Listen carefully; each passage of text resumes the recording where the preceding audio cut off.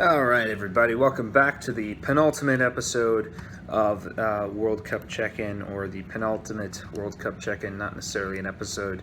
Um, it's been a couple days since the semifinal matches that were on Tuesday and Wednesday, and I probably should have just done it, but I've been sort of recuperating and all that stuff from what happened.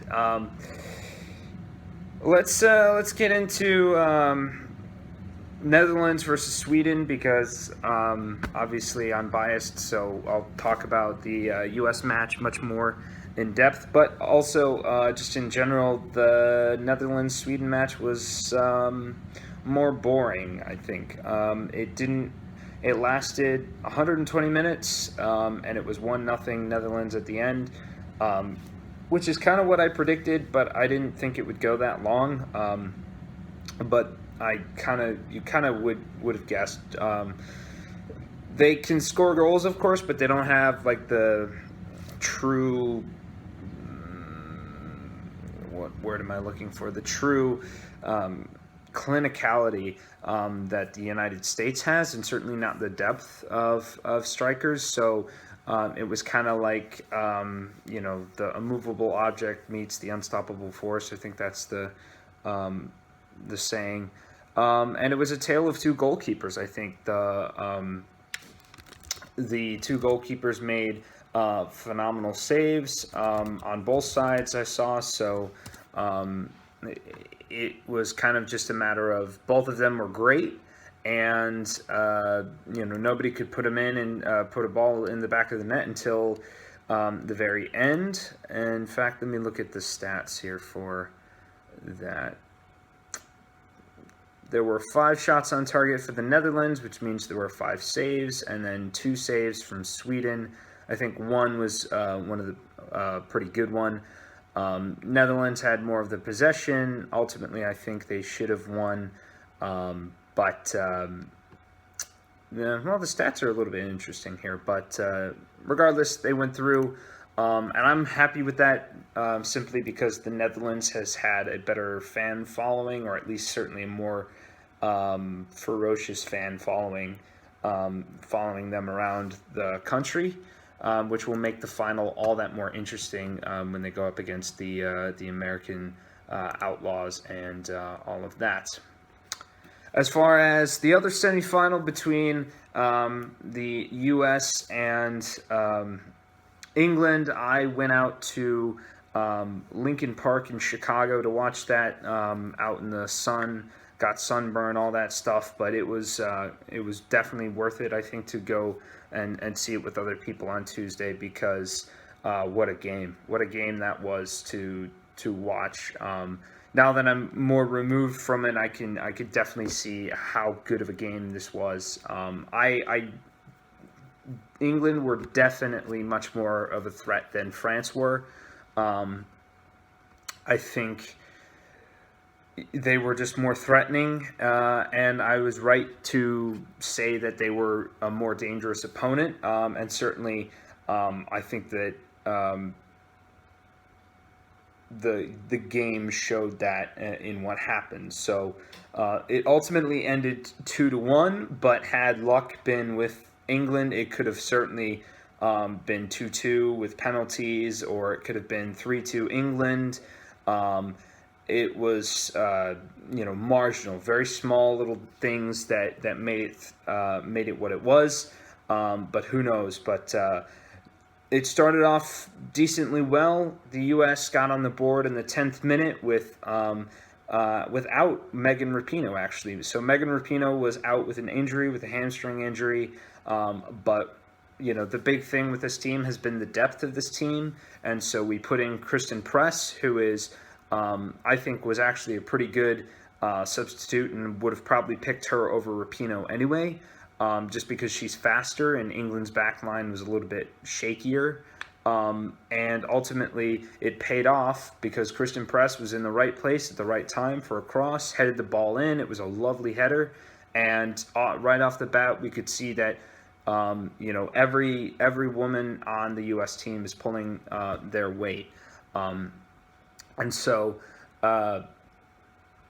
it was just a great start, and the U.S. looked absolutely great. And then England started getting into it, and they were able to grab a lovely goal off a cross, basically a perfect cross, and a lovely finish from Ellen White, who momentarily took the golden boot lead, or the golden ball lead, I think they use it, which is just she scored the most goals at 6 in the tournament. Alex Morgan was previously at the top, but later in that first half, off of a lovely Lindsey Horan pass into the box, she got an easy header, and scored her 6th goal of the tournament, first goal since the first game of the tournament, which is crazy to think that she didn't score in all of the other games that we played, but she went back on top with the golden ball, and it was game on from there. But the true sort of story was the second half, and England pushing and pushing and just getting. First off, Ellen White almost had her 7th goal of the tournament, but she was just barely offside, which meant that the game wasn't 2-2. When watching that live, I was, obviously it's a big relief that happened, and the call was correct. She was offside. Like half her like leg or her foot or whatever, the U.S. dodged a bullet because the England at that moment were pushing. They were kind of in control of the game, and they were certainly, they looked more likely to score. The U.S. made a few substitutions here and there, and looked pretty good.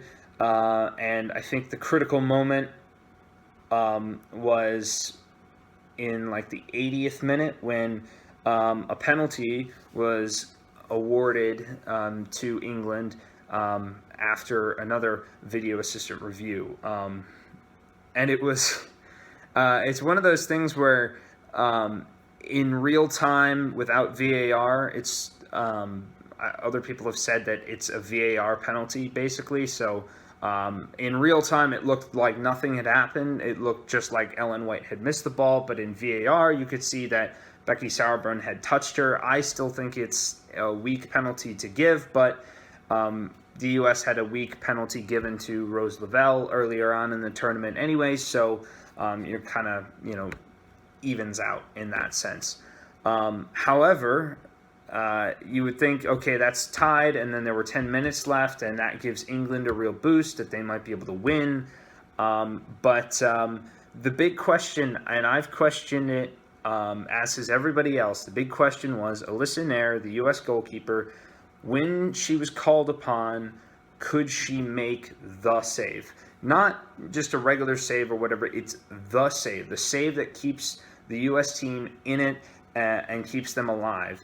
And I said to somebody else watching it, in the first half, she made a phenomenal save off a long distance effort where she was fully stretched and parried a ball away. I said that was the save. But I was wrong because the actual save was on this penalty. Now, it was a terrible penalty from the English player who took it.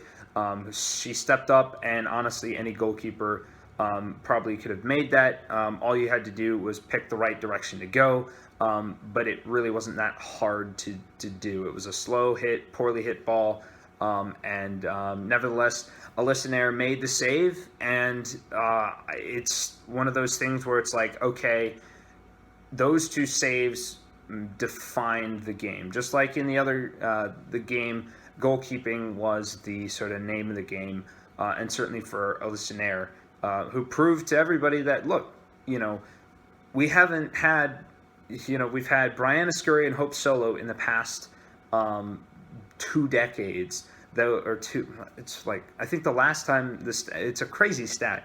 The last time the U.S. had a goalie in a World Cup that wasn't Brianna Scurry or Hope Solo was in 1991.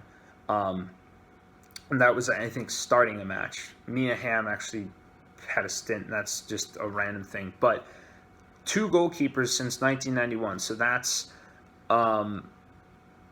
is that, it's 2019, 19, so it's 20 years, it's 28 years. It's been 28 years since a different goalkeeper has been in a World Cup. And so obviously we're like, okay, we've had these great goalkeepers for so long. We knew what we were getting. We knew we were getting a phenomenal shot stopper in Hope Solo and a phenomenal leader and goalkeeper in Brianna Scurry. But now it was like, okay, this is somebody new who doesn't have the World Cup experience. Is she going to be able to do it? And she proved that she's a good enough goalkeeper, if not a great goalkeeper, to make the saves that you need her to make when required. And I was super happy for her. In fact, I screamed for the first two U.S. goals. I went berserk when she made the saves, when she made that save, because that was basically the game right there. She made the save. And then a couple minutes later, another critical incident. One of the defenders from England had already gotten a yellow card in the first half. It was Millie Bright. She made another challenge. Her studs were up over the ball, hit Alex Morgan. It's a definite yellow card. There's no way you're getting out of that. And 2 yellows equals a red. And so she was sent off, which put England down to 10 women.